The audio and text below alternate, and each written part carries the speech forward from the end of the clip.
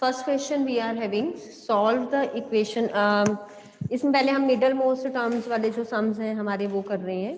एक क्वेश्चन और हमें करना है, find the value of the middle term, find the value of middle term.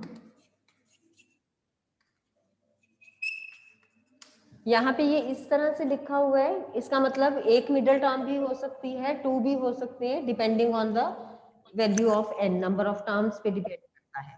Of AP, AP हमें अब गिवन है -11, -7, -3 and so on up to 49। ये हमें एपी गिवन है, हमने क्या करना है, फाइंड आउट करना है इनकी middle value, -11, -7, -3 and so on up to 49। अब हमें ये पता है this is the AP. First term इसकी आ जाएगी -11, common difference is the difference between two consecutive terms, so that is -7 + 11, तो डी हमारे पास आ गया 4। A we are having as -11. Now this 49 is the last term. Last term हम हमेशा nth term लेते हैं, तो that is equal to 49.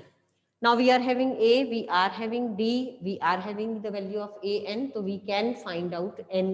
यहाँ से आप n जो है वो find out कर सकते हो. So A n is equal to 49. A n का फॉर्मूला हमें पता है, A plus n minus 1 into D. Now we are having A as -11, put the values, n we are to calculate, D is 4. Now this is -11, आप उधर ले जाएंगे, so 4n minus 4 is equal to 49 plus 11, so this is 60, 4n आ जाएगा आपका 64, and this means your n is 16. n16 means जो हमारी number of terms हैं that will be even. If the number of terms is even, then we are having two middle values. अगर हमारा n even होता है, I have told you in the last lecture also, if n is even, then we are having two middlemost terms, that is the n by 2th term and n by 2 plus 1th term. तो n हमारे पास 16 आ रहा है, तो यहाँ आप लिखेंगे since n is even, therefore we have two middle terms. Two middle terms आ गई, कौन कौन सी होंगी, n by 2th term and एक उससे नेक्स्ट यानी कि n by 2 plus 1th term.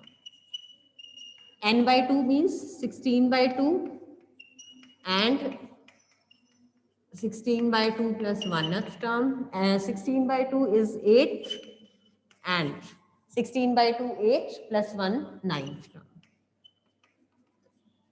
एक टर्म आप निकाल लोगे, एक उससे नेक्स्ट वाली जो है वो टर्म होती है आपकी, तो इट मींस जो हमारी अब मिडल वैल्यूज बन रही हैं that are the 8th and 9th term. अब उसने क्वेश्चन में क्या कहा था, find the value of middle terms. Find the value of middle terms means we are to find A8 and A9.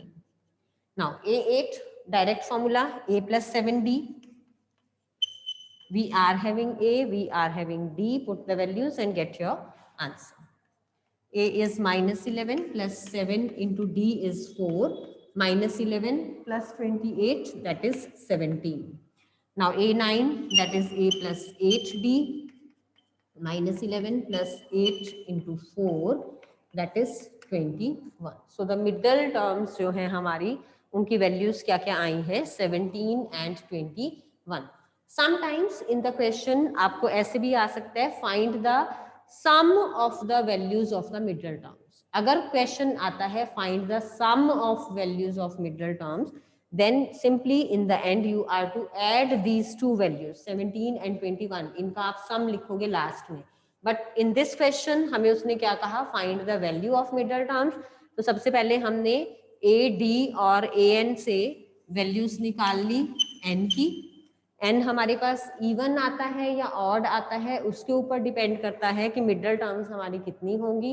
यहाँ पे n हमारा इवन आया. whenever the number of terms is even, we are having two middle terms, that is the n by 2th term and n by 2 plus 1th term. n 16 था तो 16 by 2 means 8th term and this is the 9th term. So we are to find the value of A8 and A9. A और D हमारे पास थे. Simply you are to put the values and you are to get your answer. Now the next question. If there is any doubt in this question, you can raise your hand and you can ask. If there is any doubt. Otherwise, we are moving on to the next question.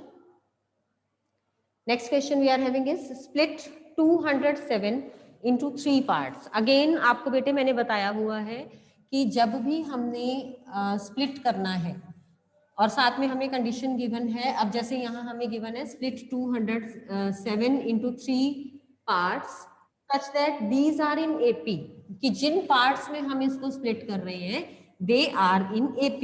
जहां पे भी AP word आ गया means consecutive terms का जो difference है that will be same. उनका difference हमने same लेके चलना है. So let the 3 parts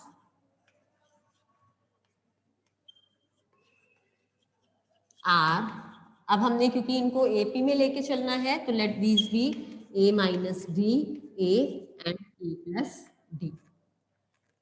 A minus D, A and A plus D. Common difference जो है वो सेम होना चाहिए.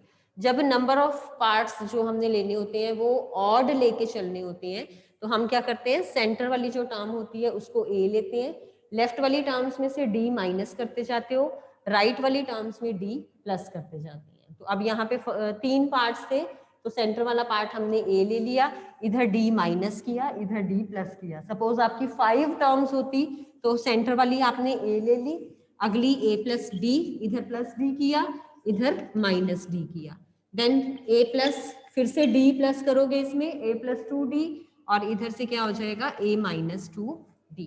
Then the number of terms आपकी ऑड होती है. सेंटर वाली हमेशा आप A लेके चलते हो.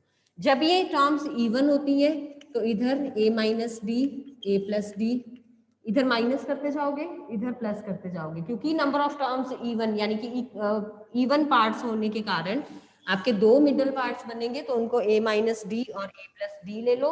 उसके बाद अब इन दोनों का जब आप डिफरेंस देखोगे दैट इज 2D, तो आप 2D इधर सब्ट्रैक्ट करते जाओगे और 2D इधर ऐड करते जाओगे. ये चीज का ध्यान रखना है, यहाँ D ऐड नहीं करोगे क्योंकि जब आप A प्लस D और A माइनस D का डिफरेंस लेते हो तो दैट इज 2D. तो कंसेक्यूटिव टर्म्स का डिफरेंस सेम होना चाहिए. तो अगली टर्म हमारी बनेगी A माइनस इधर 3D, इधर A प्लस 3D, इधर से 2D माइनस करते जाओगे, इधर से 2D प्लस करते जाओगे. इवन नंबर ऑफ टर्म्स में 2 मिडल टर्म्स बनती हैं और इसमें क्योंकि एक मिडल टर्म होती है तो सेंटर वाली टर्म को हम A ले लेंगे, इधर इधर D सब्ट्रैक्ट करते जाएंगे. इवन वाले में 2D आप सब्ट्रैक्ट करोगे. सो इस चीज का आपने ध्यान रखना है. अब हमें क्योंकि ऑड नंबर ऑफ टर्म्स उसने कहा था तो हमने टर्म्स सिंपल मान ली A माइनस D, A और A प्लस D. अब हमने 3 पार्ट्स किसके किए थे, 207 के, यानी कि इन तीनों पार्ट्स को जब हम ऐड करेंगे तो सम विल बी 207. तो A minus D plus A plus A plus D, इनका सम कितना आ गया 207 plus D minus D. This will get cancelled. A plus A is 3. This is equal to 207. तो A कितना आ गया आपका 69. ये फर्स्ट पार्ट हो गया हमारा. क्वेश्चन में उसने क्या कहा था, स्प्लिट 207 into 3 पार्ट्स. तो ये हमने 207 को 3 पार्ट्स में डिवाइड किया such that these are in AP. ये हमने AP वाले ले लिए. अब क्योंकि हमने इनको स्प्लिट किया था तो इनका जो सम है दैट विल बी 207. वहां से हमारे पास A की वैल्यू आ गई. अब सेकेंड कंडीशन उसने साथ में क्या दी है, and the product of the 2 smaller parts is 4623. अब देखो स्मॉलर पार्ट्स या आप इन दोनों को ले लो या इन दोनों को ले लो. अगर मैं इनको लूंगी तो मेरे जो AP है that will be in increasing order. अगर मैं इनको लूंगी तो AP जो है मेरी वो यहाँ इंक्रीजिंग में होगी और जब मैं इन 2 को लूंगी तो डिक्रीजिंग ऑर्डर में. A माइनस D, A और A प्लस D, इन दोनों को मैंने स्मॉलर पार्ट लिया तो इंक्रीजिंग ऑर्डर, और अगर मैंने इन दोनों को स्मॉलर पार्ट लिया तो डिक्रीजिंग ऑर्डर. मैं क्या कर रही हूँ, a माइनस डी और a को स्मॉलर पार्ट ले रही हूँ। तो अकॉर्डिंग टू क्वेश्चन वो क्या कह रहे हैं, product of the smaller two parts, तो ये दोनों स्मॉलर ले लिए मैंने। This is equal to 4623। अब a मैं कैलकुलेट कर चुकी हूँ, put the value. b I am not having,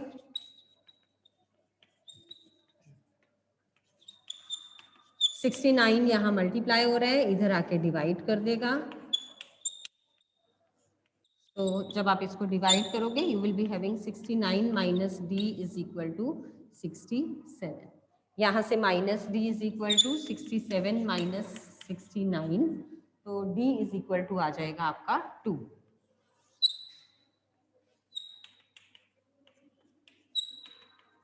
Now I am having D, I am having A, so I can find out the 3 parts. So 3 parts of 207 are क्या क्या थे, a minus D, a and a plus D. 69 minus 2, 69, 69 plus 2 that is 67, 69 and 71। तो ये 3 parts हैं जिनका अगर हम लेके चलते हैं सम जो है वो 207 बनेगा, और स्मॉलर वाले 2 पार्ट्स का अगर हम प्रोडक्ट लेते हैं तो that is 4623। So this was your question. Now moving on to the next question. Again, this is an important question.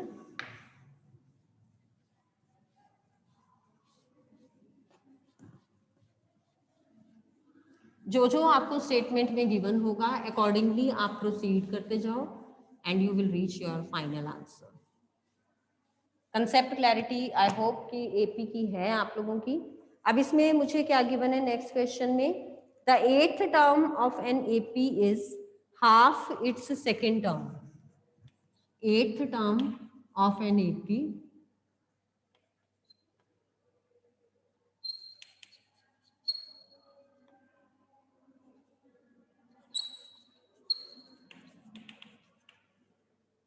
Term मुझे गिवन है हाफ, यहाँ पे h है बेटे, is half of its second term. तो A8 is equal to half of A2। Second condition में वो मुझे क्या कह रहे हैं, the 11th term exceeds the 1/3 of the 4th term by 1, यानी कि 11th term is 1 more than 1/3 of the 4th term। दोबारा सुनो इसको, and the 11th term exceeds 1/3 of the 4th term by 1। exceed था तो प्लस आ गया, कितने से exceed कर रहा है, 1 से, यानी कि 11th term exceeds by 1, किससे exceed कर रही है, 1/3 of the 4th term, यानी कि A11 is equal to 1/3 of A4 plus 1।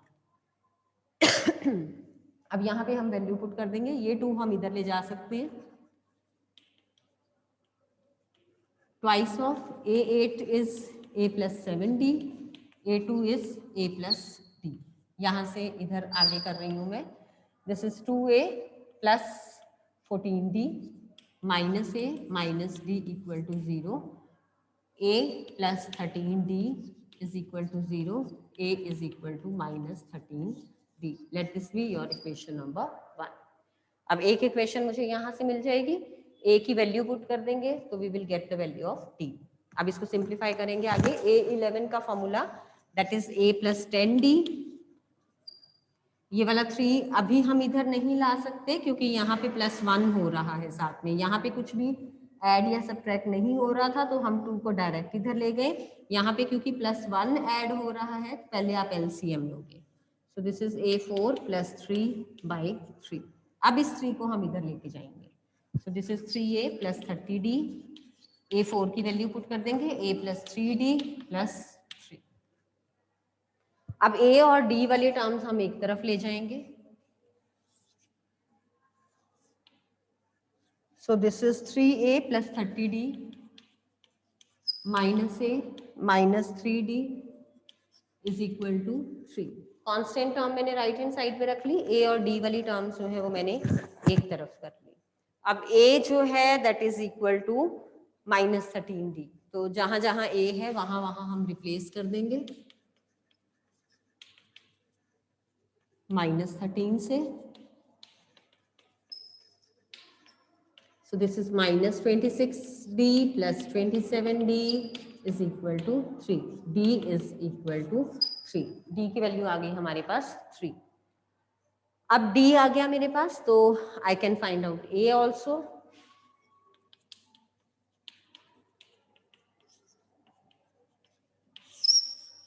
हमारे पास a आ गया। उसने क्या कहा था इसमें फाइंड आउट करने के लिए, फाइंड द 15th टर्म। तो a15 I have to calculate. a15 means a plus 4d।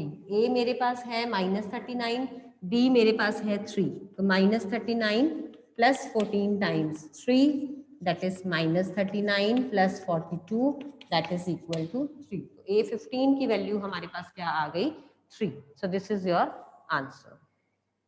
So I hope this one is clear to you. If any doubt is there you can ask. कोई भी doubt है इसमें तो you can ask, otherwise moving on to the next question.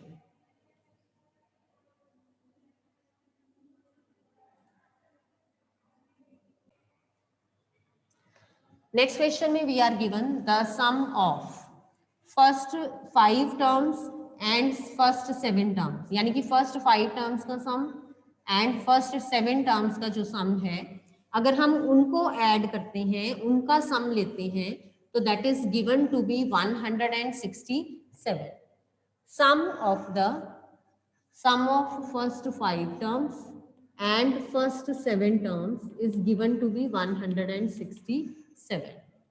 After this he is saying and the sum of the first 10 terms of this AP is 235. एक single AP की बात हो रही है, उसके अगर फर्स्ट 5 टर्म्स का सम और फर्स्ट 7 टर्म्स के सम का सम हम लेते हैं, S5 और S7 का अगर हम सम लेते हैं that is given to be 167, और S10 फर्स्ट 10 टर्म्स का जो सम है वो हमें गिवन है 235. We are to find the sum of its first 20 terms. Bar bar some word पढ़ के क्वेश्चन में कंफ्यूज नहीं होना है। क्वेश्चन दोबारा सुन लो। sum of first 5 terms of an AP and of first 7 terms of same AP is 167. sum of के लिए ये प्लस का साइन आ गया, sum of first 5 terms के लिए S5 आ गया and sum of first 7 terms of same AP के लिए S7 आ गया. This is given to be 167. उसके बाद सेम एपी के फर्स्ट 10 टर्म्स का जो सम है that is 235. We are to find the sum of first 20 terms. बार बार बेशक सम वर्ड आ रहा है but you are not suppose to get confused. Read the statement twice और thrice and then the concepts will be clear. अब S5 formula मुझे पता है, मैं यहाँ पे Sn का फॉर्मूला लिख देती हूँ, that is n/2 into 2a plus n minus 1 into D. फॉर्मूले अगर आपको आते हैं तो half of your work is over. अब S5 में ये Sn वाला फॉर्मूला लगाएंगे, S7 में ये वाला फॉर्मूला लगाएंगे और वहां से हमें एक इक्वेशन मिलेगी. S10 में अगेन ये वाला फॉर्मूला लगाओगे, सेकेंड इक्वेशन मिलेगी. दोनों इक्वेशंस को साइमल्टेनियसली सॉल्व कर लोगे, you will get the value of A, you will get the value of D. इसमें पुट करोगे and you will get your answer. तो कंसेप्ट अगेन वही है आपका same. Sn n/2 into 2a plus n minus 1 into D. n हमारे पास 5 था तो मैंने डायरेक्ट 4 लिख दिया. उससे पहले आप लिखोगे let a be the first term क्योंकि मुझे गिवन नहीं है and d be the common difference. So 5/2 into 2a plus 4d, ये S5 आ गया, ये वाला प्लस का साइन है एज इट इज. अब S7 के लिए फॉर्मूला लगाएंगे 7/2 into 2a plus n minus 1 यानी कि 6d, और ये दोनों का सम 167. अब इसको सिंप्लीफाई करो, यहाँ से 2 कॉमन लेके इस वाले 2 को एलिमिनेट कर दो, यहाँ ब्रैकेट में रह गया a plus 2d। Same way में यहाँ से आप 2 कॉमन लो, ब्रैकेट में we are having a plus 3d that is equal to 167। ये 2 कैंसिल आउट हो गए आपके। This is 5 into a plus 2d, 7 into a plus 3d।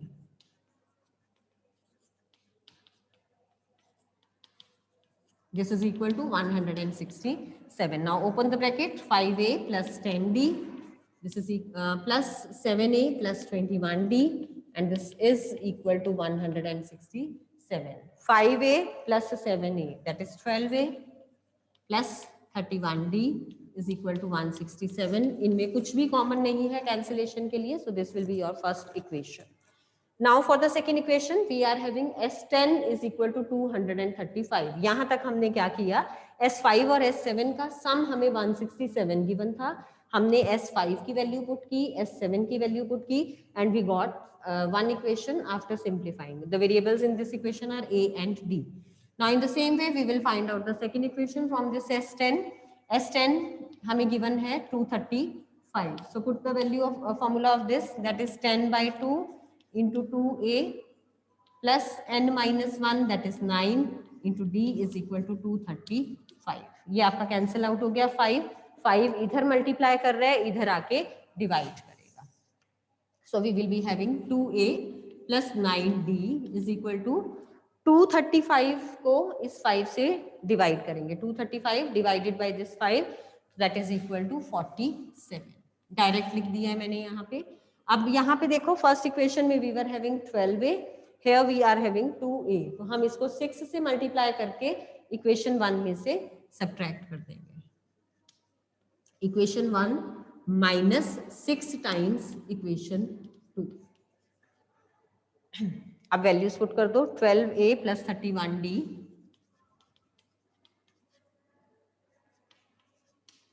यहाँ से आ जाएगा आपका 12a plus 54d, this is equal to 47 into 6 that is 282, minus minus minus, this will get cancelled, 31 minus 54 that is 23, and this is minus 115, negative signs will get cancelled, d is equal to 115 by 23 that is 5, so d हमारे पास आ गया 5.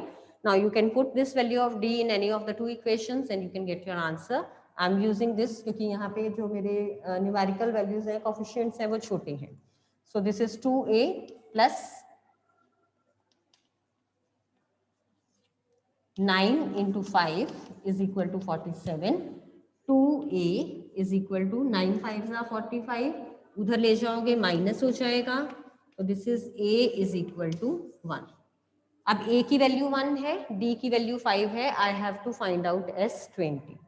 S20 that is n by 2 into 2a plus n minus 1 into d यानी कि 19d।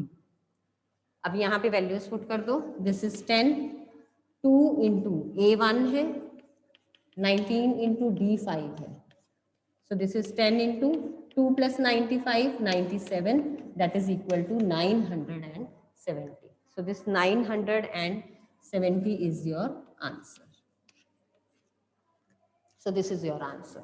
दोबारा देखो, S5 और S7 से first equation आ गई, S10 से हमें सेकेंड इक्वेशन मिली, दो इक्वेशंस हैं, दो वेरिएबल्स हैं, दोनों को सिंप्लीफाई करके you will get the value of both the variables. D5 आ गया, A1 आ गया, इसके बाद हमने S20 निकालना था, S20 मतलब N20 है, A और D आपने A1 और D5 निकाला था, सभी वैल्यूज हैं हमारे पास, इसमें पुट करके you will get your answer. Now moving on to the next question. Next question जो है हमारा, that is again an important question, so you are to do this very carefully. Next question में वो हमें कह रहा है कि हमें 3 टर्म्स जो है वो गिवन है, फर्स्ट टर्म गिवन है, उसकी देन सेकंड टर्म गिवन है, एंड द लास्ट टर्म जो है वो हमें गिवन है। अब इन टर्म्स के बेसिस पे जो है हमने जो स्टेटमेंट हमें गिवन है वो प्रूव करनी है।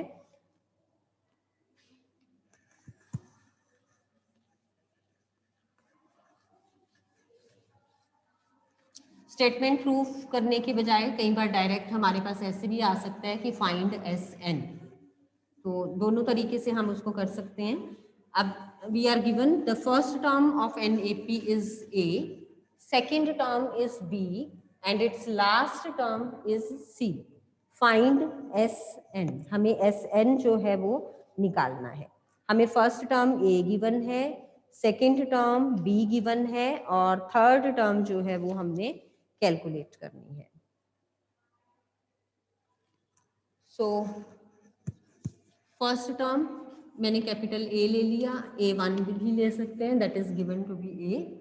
Second term A2 that is given to be b and the last term जिसको हम AN से डिनोट करते हैं that is given to be c. Question मान लो मैंने ले लिया find S n, sum of first n terms हमने कैलकुलेट करना है। देखो अब फर्स्ट टर्म और सेकेंड टर्म मेरे पास है तो I can find out the common difference. First term a है और सेकेंड टर्म b, तो this is b minus a, तो मेरे पास कॉमन डिफरेंस आ गया b माइनस ए। अब मुझे nth टर्म गिवन है, d है, a है, तो I can find out the value of n। Number of terms जो है वो मैं निकाल सकती हूँ।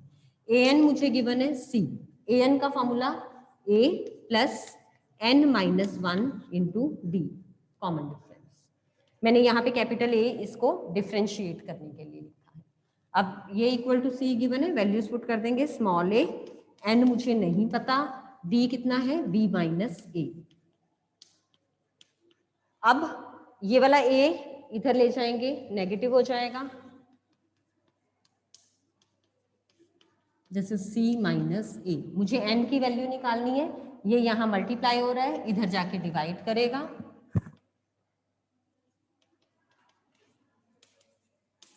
और -1 उधर जाके +1 हो जाएगा।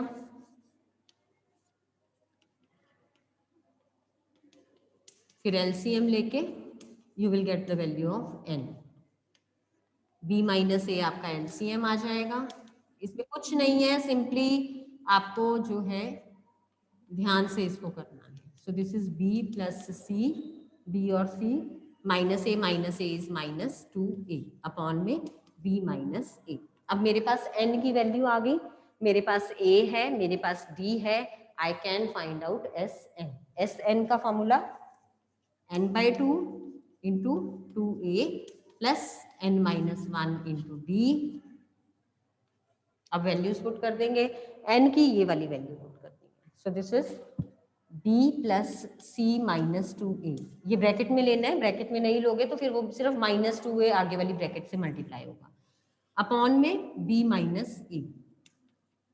फिर ये वाला 2 एज इट इज आना ही आना है, इंटू 2a, a की जगह a ही रहेगा, प्लस अब यहाँ फिर से ध्यान देना, n की जगह फिर से ये वैल्यू आएगी b plus c minus 2a। बस यहाँ पे कैलकुलेशंस ध्यान से करनी है, अदरवाइज कुछ मुश्किल नहीं है।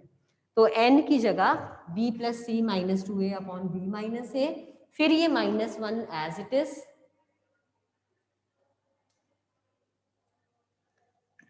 This -1 as it is, then d क्या है मेरे पास, b माइनस ए, जैसे हमने पहले क्वेश्चन किया था। अब ये ऑलमोस्ट उसी की तरीके से बन गया है।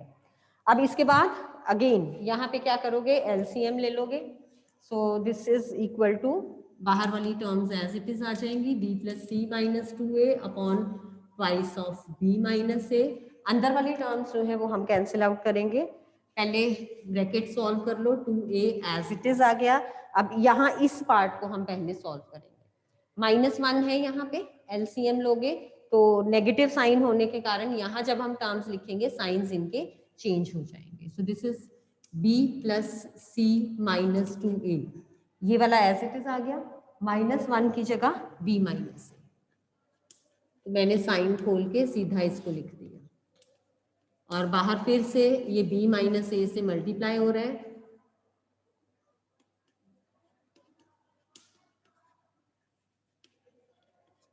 ये आपका कैंसिल आउट हो जाएगा। सो ये कैंसिल आउट हो गया, इसको अब सिंप्लीफाई करेंगे further, b plus c minus 2a upon 2 into, जहां पे भी बेटे एक भी साइन गलत हो गया तो समझो क्वेश्चन गया आपका, तो कैलकुलेशंस बहुत ध्यान से करना। Plus b minus b cancel out हो जाएगा, यहाँ पे c है, यहाँ पे माइनस 2a प्लस a है, तो this is c minus a plus c minus 2a, minus 2a plus a आपका क्या हो जाएगा माइनस a। अब अगेन इसको सिंप्लीफाई करेंगे,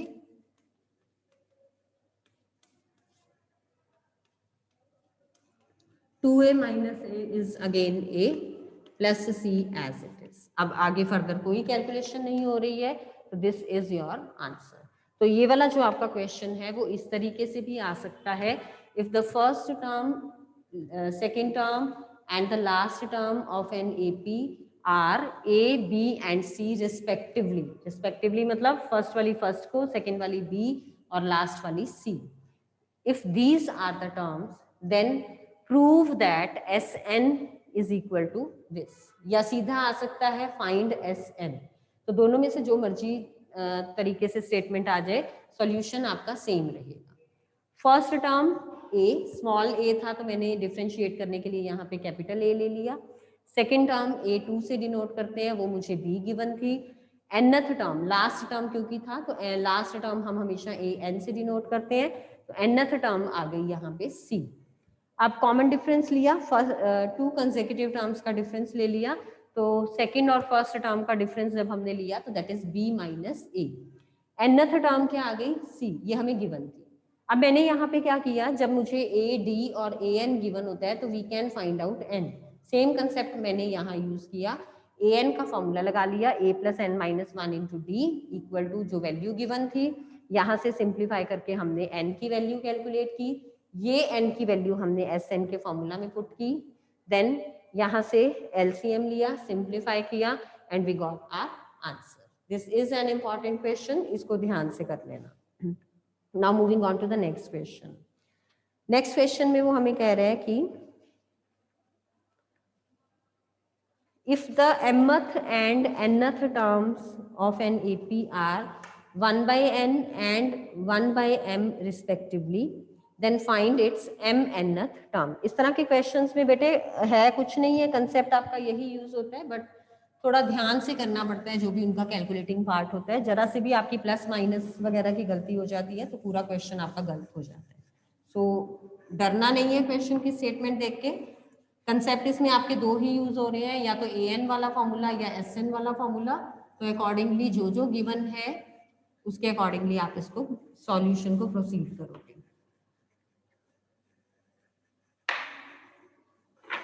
अब देखो क्या क्या कहा उसने,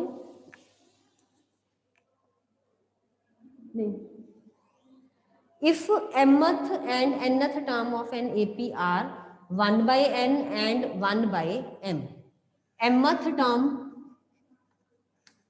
मुझे गिवन है 1 by n और nth टर्म ये गिवन है 1 by m, और निकालना क्या है मुझे, find its mnth term, mnth term मुझे इसकी निकालनी है। ये P और Q की फॉर्म में भी इस तरह का क्वेश्चन आ सकता है आपका। अब देखो मुझे जब mth टर्म गिवन है तो यहाँ से क्या करेंगे, और nth टर्म गिवन है, इन दोनों को सॉल्व करके हम D की जो है वैल्यू निकाल लेंगे, D और A की वैल्यूज जो है वो हम कैलकुलेट कर लेंगे। यहाँ से हमारे पास क्या आएगा, ए m मुझे गिवन है तो that is a plus m minus 1 into d, और इधर से a plus n minus 1 into d. इसको मैं सिंप्लीफाई करके a plus m d minus d लिख सकती हूँ। सेम वे में इसको a plus n d minus d लिख सकती हूँ। अब ये सेकंड इक्वेशन ले लेते हैं और ये फर्स्ट इक्वेशन ले लेते हैं। अब ये जो दो इक्वेशंस मेरे पास आ रही हैं इनको सिंप्लीफाई करके हम क्या निकाल सकते हैं, we can find out the value of a and d। तो मैं क्या करूंगी, 1 में से 2 को माइनस कर देती हूँ। इक्वेशन 1 है मेरी a plus m d minus d, और ये है a plus n d minus d. Subtract कर रही हूँ मैं यहाँ पे, तो साइन सारे जो है वो चेंज हो जाएंगे। ए माइनस ए कट गया, minus b plus d cut गया, क्या रह गया? M d minus n d, m d minus n d is equal to 1/n minus 1/m। अब इसको फिर से सॉल्व करेंगे आगे। लेफ्ट हैंड साइड पे मैंने डी कॉमन ले लिया, इसको सिंप्लीफाई करेंगे, एलसीएम ले लेंगे।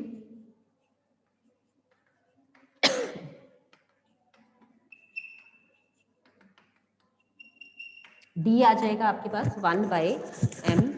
इतना नोट डाउन कर लो, फिर आगे करेंगे।